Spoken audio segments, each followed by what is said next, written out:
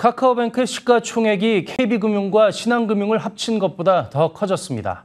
카카오뱅크 상장을 계기로 기존 금융사도 만성적인 주가 저평가를 해소할 거란 전망이 있었는데 시간이 지날수록 오히려 기업 가치 격차가 더 커지고 있는 건데요. 최근 당국의 고강도 대출 제한 등으로 기존 은행권의 규제 리스크가 다시 엄습하고 있어서 시장의 시선이 불안하기만 합니다. 허인영 기자입니다.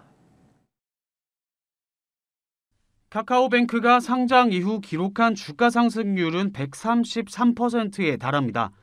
시가총액이 40조 원을 넘어서면서 국내 대표 기업인 현대차와 코스피 8위 자리를 놓고 엎치락 뒤치락하고 있습니다. 이와 반대로 기존 은행의 주가는 오히려 하락 중입니다.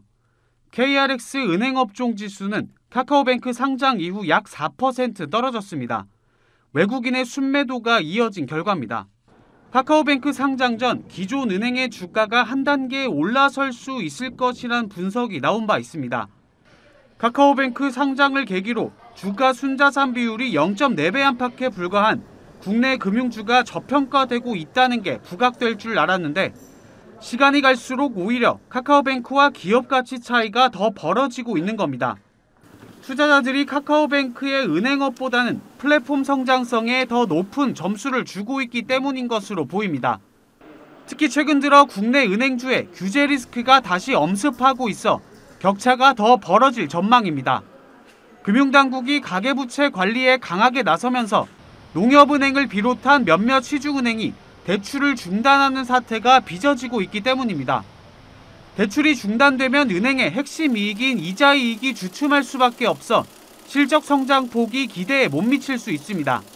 신임 금융위원장 후보가 더 강한 가계부채 관리 방침을 밝힌 점도 규제 리스크 우려를 키우는 요소입니다. 가계부채 대책을 추진하는 과정에서 대책의 효과성을 더 높일 수 있는 방안이 뭐가 있는지도 계속해서 고민해 나가도록 하겠습니다. 한편 금융위는 이날 농협은행 외 다른 금융회사로까지 대출 취급 중단이 확산될 가능성은 매우 낮다며 진화에 나섰습니다.